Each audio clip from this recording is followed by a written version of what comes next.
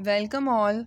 We are going to do history class 10th. So first chapter name is the First World War. So इस chapter को हम short में cover करेंगे और exam में किस टाइप के टॉपिक्स आते हैं उसको आंसर्स कैसे देने हैं वो देखेंगे और इसमें सारे हम कवर करेंगे। तो फर्स्ट ऑफ ऑल आपको ये पता होना चाहिए कि जो वर्ल्ड वॉर है वो कब से कब हुआ था। तो यू कैन सी अगस्त 1914 में स्टार्ट हुआ था और नवंबर 1918 में ख़त्म हुआ था।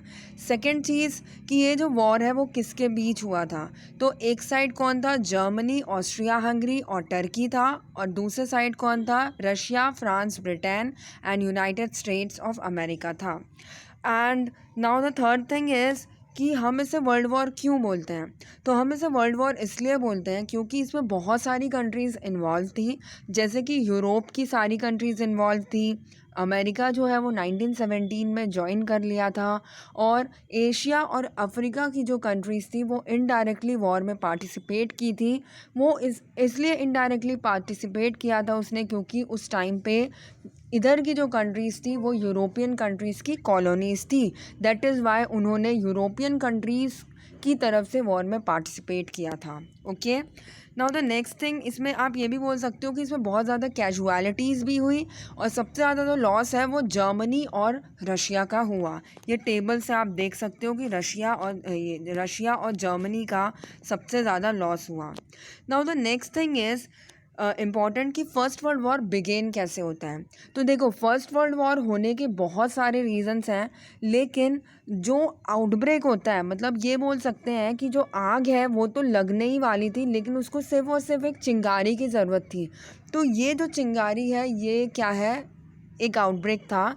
वो ये था कि जो ऑस्ट्रिया हंगरी है वो सर्बिया पे अपना कंट्रोल करना चाहता था, लेकिन सर्बिया इंडिपेंडेंट रहना चाहता था।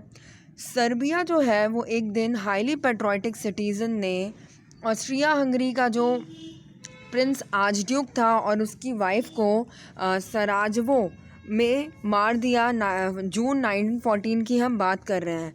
तो इसकी वजह से क्या हुआ, ऑस्ट्रिया को गुस्सा आया और उसने अटैक कर दिया सर्बिया पे because of murder case. Okay, तो उस टाइम पे रशिया को सर्बिया जो है वो रशिया को सपोर्ट करता था और ऑस्ट्रिया हंगरी को सपोर्ट करता था जर्मनी।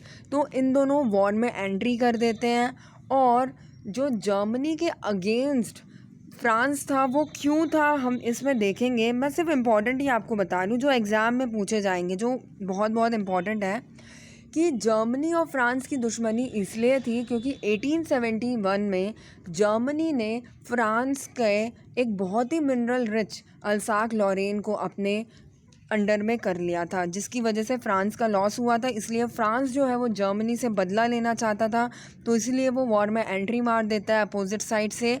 और ब्रिटेन जो है वो बहुत ही इनसिक्योर था।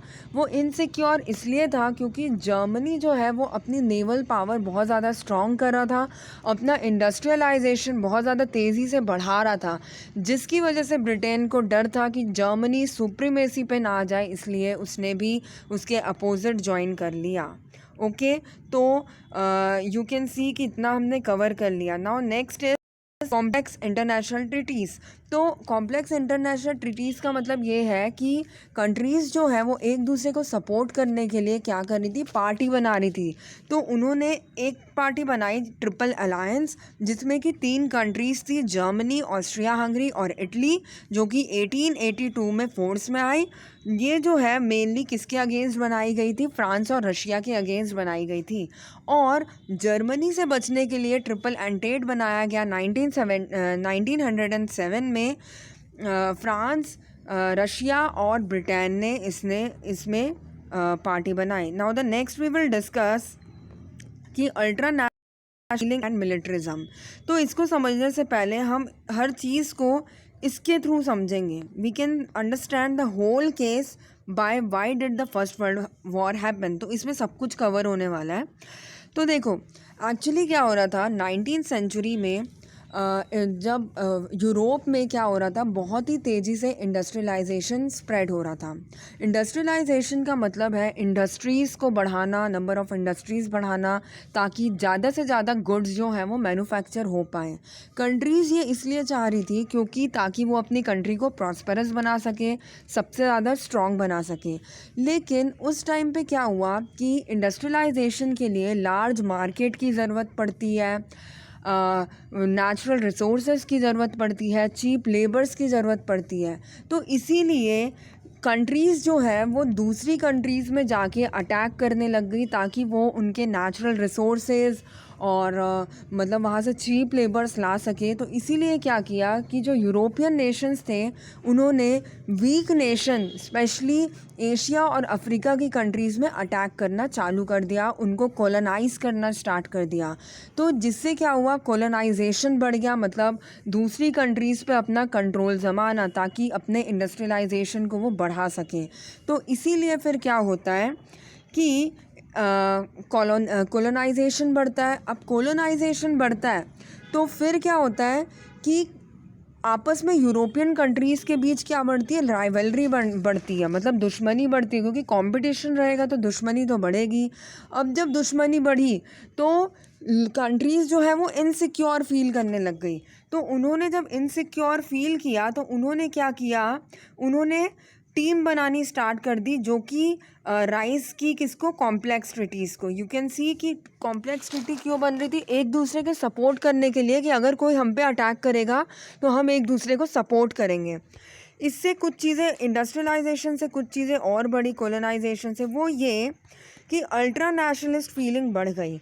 इसका मतलब क्या होता है कि जो कंट्रीज़ होती है उनमें जो मेन जो लीडर होता है वो क्या करता है, जो आम जनता होती है उनके बीच एग्रेशन बहुत ज़्यादा डेवलप करता है, उनके बीच देश के लिए मतलब बहुत ज़्यादा नेशनलिस्ट फीलिंग होना, कि मतलब नेशन जो है वो सुप्रीम है और नेशन के लिए कुछ भी करना है। और ऐसे में क्या होता है कि जो लोग होते हैं वो दूसरी कंट्रीज़ के अगेंस्ट हो जाते हैं, उन पे अटैक करने का सोचते हैं, मतलब मरने को तैयार हो जाते हैं अपने देश के लिए। तो ये जो है ये एक नेगेटिव फॉर्म ऑफ नेशनलिज्म है। देश के लिए सोचना ये अच्छी बात है, लेकिन बहुत ज़्यादा एग्रेसिव हो जाना, दूसरे कंट्रीज़ को मारना, और मतलब कोई भी मतलब कुछ भी बोले उसके अगेंस्ट एकदम हथियार उठा लेना, ये एक अल्ट्रा नेशनलिस्ट फीलिंग की पहचान है। मतलब नेशन जो है वो सुप्रीमेसी पे रहना। तो इससे क्या हुआ, लोगों में ये चीज़ें बढ़ी, तो ये भी एक कारण बन गया फर्स्ट वर्ल्ड वॉर का। फिर मिलिट्रिज़म कैसे राइज होता है, मतलब मिलिट्री पे खर्चा करना, नए नए वेपन्स को इन्वेंट करना तेज़ी से, मतलब जो शॉर्ट टाइम में अटैक कर सके, ज़्यादा से ज़्यादा लोग मरे, इसलिए भी मिलिट्रिज़म बढ़ गया। मिलिट्रिज़म में आप एक पॉइंट ये भी लिख सकते हो कि जो मिलिट्री एक्सपेंडिचर था वो नेशन कंट्रीज़ ने काफ़ी ज़्यादा बढ़ा लिया। Germany, Austria Hungary, Britain, Russia, Italy, ये सब ने बहुत ज़्यादा बढ़ा लिया, डबल कर लिया। ओके, तो इतना आपको बताना है।